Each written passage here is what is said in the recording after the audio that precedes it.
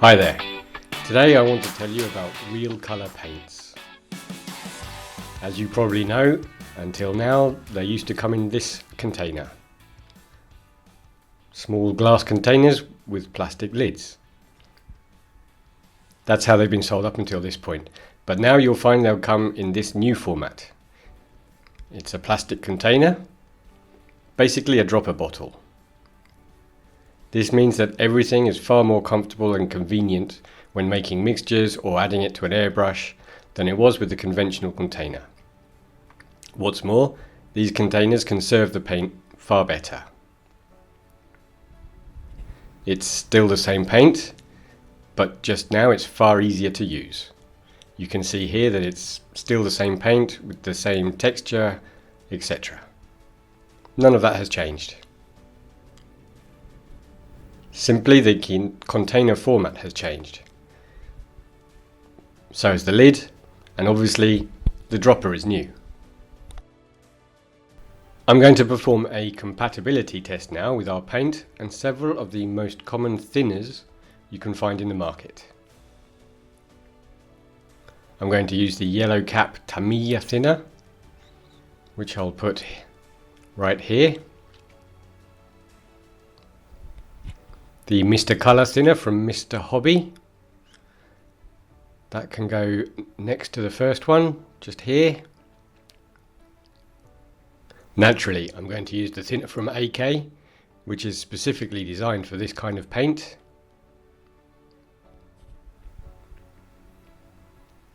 And I'm going to use the thinner from Gaia, which I'll put right here. I'm going to add 1 drop of paint in each of the wells. As you can see, the dropper bottle makes this very easy. It's diluting perfectly with the Tamiya thinner.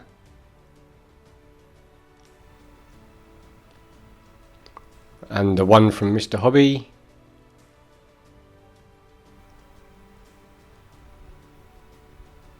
Of course, it's going to work with the AK thinner. And the same with the Gaia thinner. So that's the compatibility test with the various thinners. Perfect. Finally, I'm going to perform another test just to demonstrate that it really is exactly the same paint. I'm going to use the airbrush for this. I've already filled it with AK thinner, and now I'm just going to add some of this white paint. As you can see, you can be far more precise when doing this because you can count the drops. Right, there we go, and that's it. Well, I'm going to add a bit more so it covers my surface well. 10 drops.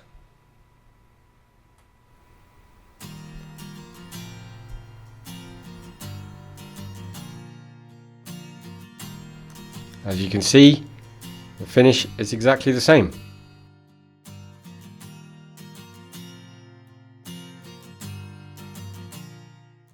When painting with an airbrush, you should always have some alcohol to hand for cleaning purposes. Alcohol is good for this because it doesn't damage the O-rings in the airbrush. Of course, you will need the paint as well and a suitable thinner. To make the mixtures, I'm going to use a pipette and a brush for stirring. More or less, the mixture needs to have an approximate ratio of between 20% paint or 30 to 35% paint at most. In other words, if you add 15 or 20% paint, you'll need to add 85 or 80% thinner. Right, now let's see. Depending on the mixture ratio, you will have a thinner or thicker paint. In other words, you'll get thinner or thicker lines from the airbrush. You should always be working with a pressure of 1.2 or 1.5 bars for optimal results. I'm going to do some tests now so you can see exactly what I mean.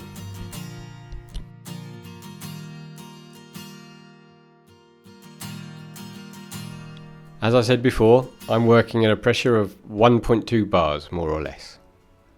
Now what I usually do when making a mixture, because I don't know exactly what proportion I use, is to more or less fill the bowl 1/3 of the way with thinner. And to that 1/3 of the bowl, I add 2 or 3 drops of paint. What you need to do really is to add the paint bit by bit, and in that way you can check the right proportion and make sure your mix will do what you want it to do. So now, for example, with this amount, more or less 1/3 of the small bowl, as you can see here, I'm going to add 3 drops of paint. And with that we'll see how the paint flows.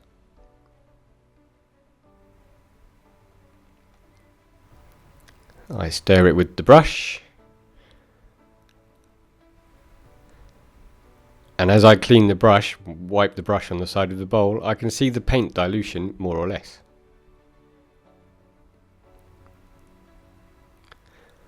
Whenever I want the line to be wider, I move away from the surface, otherwise the paint will pool.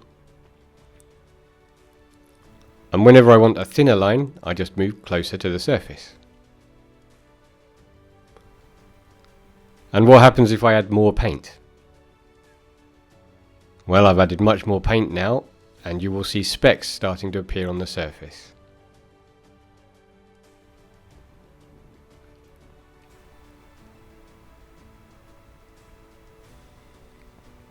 Now you can see how the paint is coming out much thicker, even though it's still a nice dilution.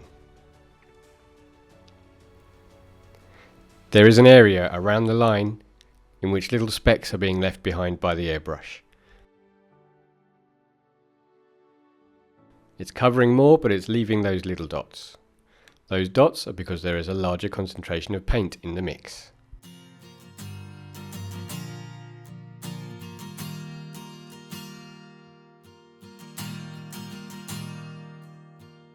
Now I'm going to show you how to apply the paint with the airbrush. So I've got my airbrush loaded here, and I'm going to apply a layer of matte white paint as a primer. In other words, there's no need to use a specific primer. A primer has certain properties that a paint does not, but I'm going to use matte white paint here as a primer and then apply a coat of colour with some tape, just so you can see how it works. As always, my airbrush is 1/3 full of thinner, more or less. And now I'm going to add some drops of paint, and I'll explain how to apply the layers. So the idea is to apply the paint in thin layers. It's better to apply several thin coats of paint than just one thick coat. You should apply the paint while sweeping across the surface like this from one side to the other without letting the paint pool. And bit by bit, as you can see, the surface will start taking colour. You need to be patient when painting. White is the colour that covers the least, and this is also a bit diluted, so I'm going to need to add several coats of paint. Once you've applied the coats of paint gently like this in a long sweeping motion, you should always start before the piece and stop after the piece to avoid paint pooling anywhere. Once you've applied several layers of paint, you can leave it to dry and continue with the next one. So that's the base coat applied, super thin as you can see. I applied several coats of paint, and now I'm going to use tape and another colour to show you one hard edge and one soft edge. I'm going to use this colour and some tape, as I said, so let me get it ready to show you.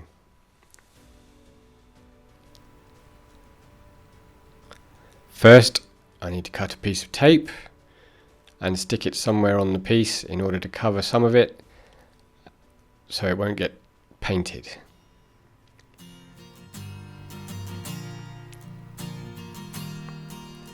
I'm going to load my airbrush as always, 1/3 with thinner, and then the colour.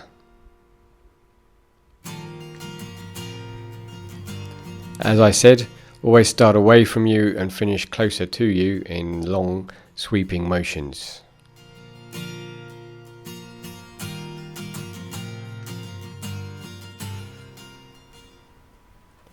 Once the paint is dried, you just need to peel off the tape, and as you can see, we have one hard edge and one soft edge.